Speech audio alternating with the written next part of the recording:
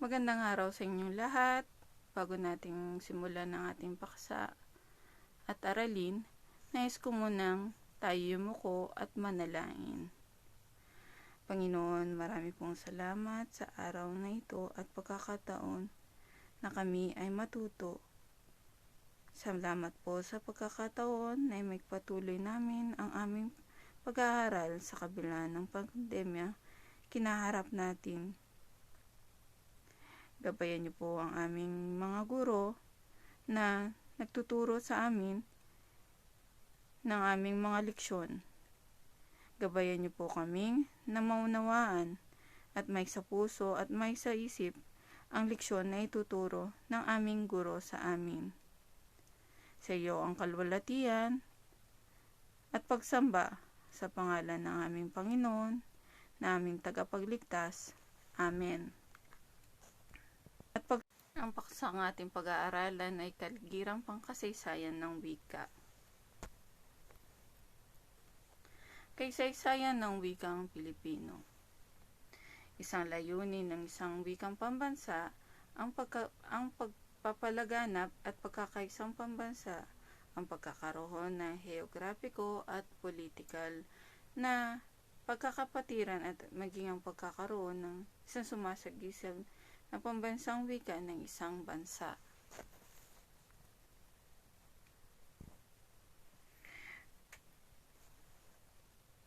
Unang sumibol ang diwa ng pagkakaroon ng isang wikang pambansa sa Pilipinas noong balik-tanawin ni Manuel Quezon noong 1925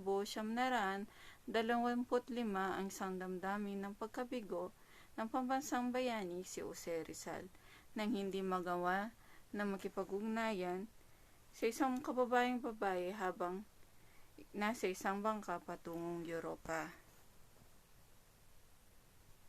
Noong Nobyembre 13, 1936,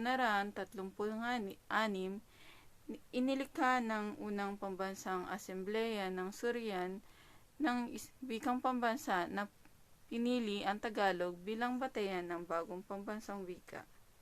Na-impluwensyahan ng pagpili ng Tagalog ng mga sumusunod. Sinasalita ang Tagalog ng pinakamaraming tao, ang wika na pinaka-nauunawaan sa lahat ng mga relihiyon ng Pilipinas. Papadaliin at paputiin nito ang komunikasyon sa mga taong bayan at kapuluhan. Hindi ito nahahati sa maliliit at hiwa-hiwalay na wika tulad ng Bisaya. Ang tradisyong pampanitikan nito ang pinakamayaman at pinakamaulad at malawak. Sinasailalim ang dialektong Toscano at Italiano, higit sa maraming haklat na nakasulat sa Tagalog kaysa sa mga katutubong wika. Katutubong wikang Australiano. Ito ang wika ng Maynila, kabiserang pampolitika at pang-ekonomiya ng bansang Pilipinas. Ito ang wikang himagsikan na katipunan, dalawang mahalagang pangyayari sa kasaysayan ng Pilipinas. Noong 1959, nakilala ang wikang ito bilang Pilipino upang mahiwalay ang kaugnay nito sa Tagalog. Nagtakda naman ang saligang batas ng 1973 ang panigaang bansa wika na papalit sa Pilipino.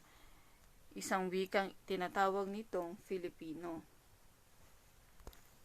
Pagkatapos ng revolusyon ng EDSA, bumuli ito ang pamahalahang revolusyonaryo ng Komisyon ng Konstitusyonal na pinumunuan ni Cecilia Palma. Pinagtibay ng komisyon at dito nagkaroon muli ng pitak tungkol sa wika.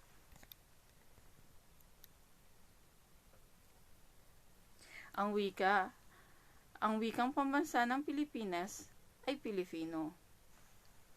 Samantalang nililang dapat ito ng pagyamanin at payabungin ng salig ng wika sa Pilipinas at iba pang mga wika alinsunod sa mga tadhana ng batas sangayon sa nararapat na maaaring ipasya ng Kongreso. Dapat magsasagawa ng hakbayin pamalahan upang ibunsad ang paspasang itinaguyod ang paggamit ng Pilipinas bilang medium at komisyon ng wika sa pagtuturo ng sistemang edukasyon. Ukol sa mga layunin ng mga komisyon sa pagtuturo ng wika, opisyal ng Pilipinas ay Pilipino.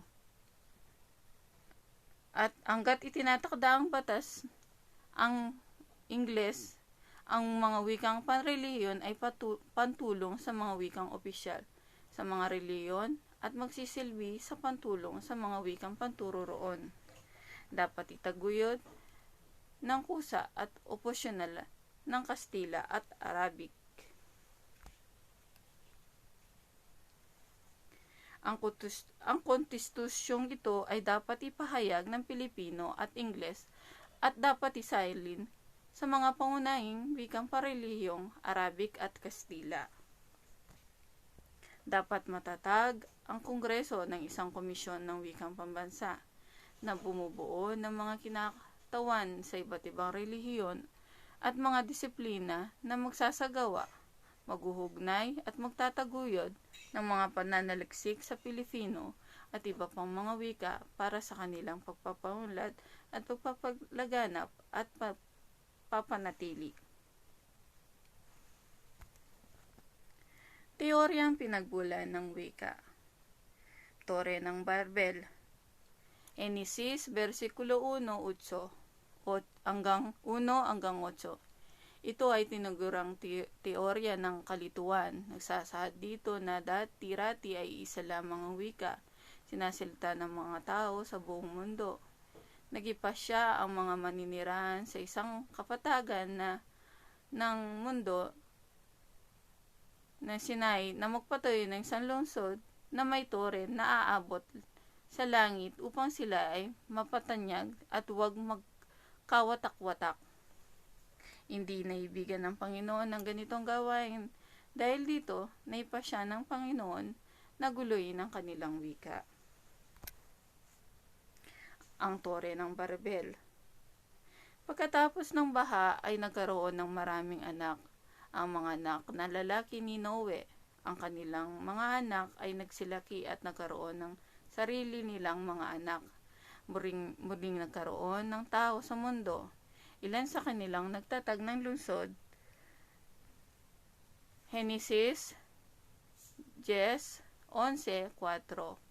Pagkatapos ng baha ay nagkaroon ng maraming anak ang mga anak ni lalaki ni Noe, ang kanilang mga anak ay nagsilaki at nagkaroon ng sarili-sariling anak at muring nagkaroon ng isang kanilang natatag na lungsod. Ang mga tao ay makapunta sa langit sa pamamagitan ng pagkakyat sa tore. Kailangan sunduin ng mga tao ang Diyos upang makapunta sa langit. Nakita ng Diyos na gumagawa ang mga tao. Genesis 11:5. Ang mga tao ay hindi nakapunta sa langit sa pamamagitan ng pagkakyat sa tore. Kailangan sunduin ng mga tao ang Diyos upang makapunta sa langit. Nakita ng Diyos na gumagawa ng tore ang mga tao.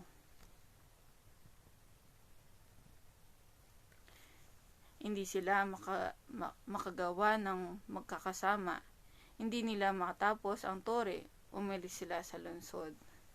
Genesis 11:9. Ang kapatid na lalaki ni Jared na nanalangin sa Diyos, iniling niyang huwag baguhin ng Diyos ang kanilang wika. Gusto nilang makausap ang kanilang mga anak.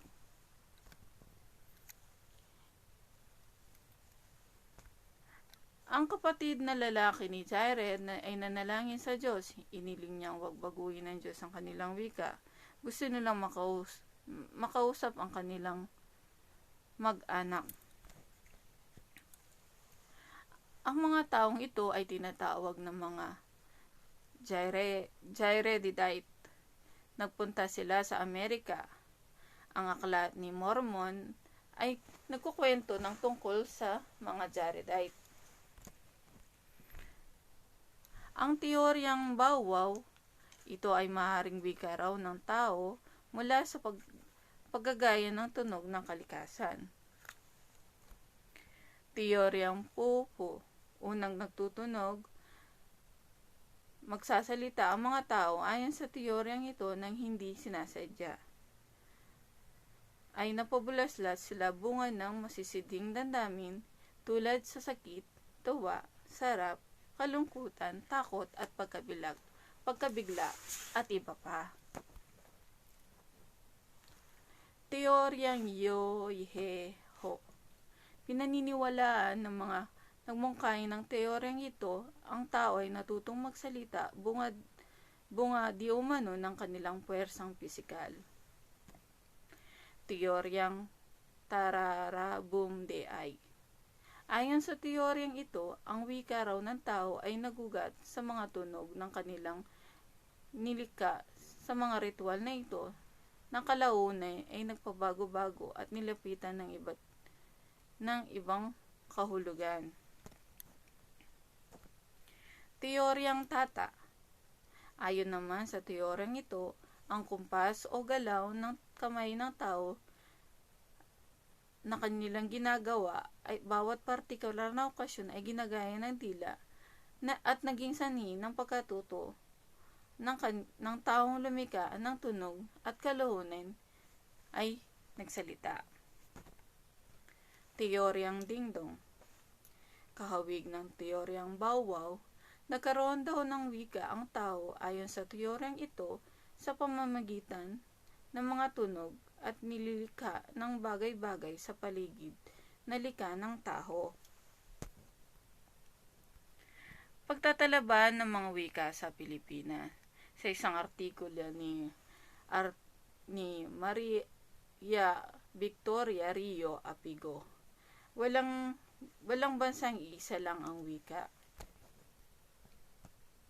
Walang bansang isa lang ang wika. Totoo ito. Sa mga tinuturing na pinakamayaman at pinakama-impluwensang bansa sa mundo, ang bansang United Kingdom na nasa hilagang kanluran ng Europa at ikinukonsiderang pinakamayamang bansa na gumagamit ng wikang Ingles, Welsh, Scottish, Gaelic at ng Irish. Sa Luxembourg na isa ring sa pinakamayamang bansa ay gumagamit na 4 na pangunahing wika: Luxembourgese, German, French at English. Ang Estados Unidos na itinuturing na may pinakamalaking impluwensyang politika, apat pang ekonomiya sa mundo ay higit sa 7 pangunahing wika na binubuong English, Spanish, German, Italian, Chinese at marami pang iba. Ang wika at ang sanhi ng pagkakaiba-iba ng wika. Ang wika ay isang bahagi ng pakikipagtalasan na ginagamit araw-araw. Kalipunan ito ng mga simbolo, tunog at kaugnay ng bantas upang mahipayag ang naisabihin ng kaisipan. Epekto ng kahalagahan ng maraming wika.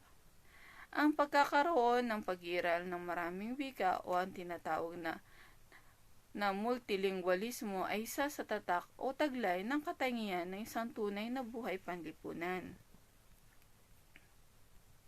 Mga sitwasyong pangwika sa Pilipinas. Sitwasyong pangwika sa telebisyon. Telebisyon ang tinuturing na pinakamakapangyarihan na media sa kasalukuyan ng wikang Pilipino, ang pangunahing medium rito. Ang mga akbanging laban sa pag-iral ng katutubong wika. Sa isang lipunang kagaya ng Pilipinas ay nakakaranas ng marami at matagal na pananakop ng dayuhan at umiiral ang maraming katutubo, dila maiwasan ang pangyayari sa pagkilos na umahadlang sa patuloy-tuloy na pagunlad ng sarili o ng mga katutubong wika.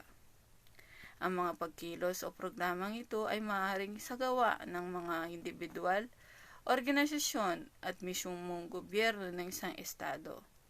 Ilan sa mga tiyak na programang tutol sa mahadlang na paghiral at pag-unlad ng katangiang multilingual ng Pilipinas. Maraming salamat sa pakikinig. Hanggang sa muli.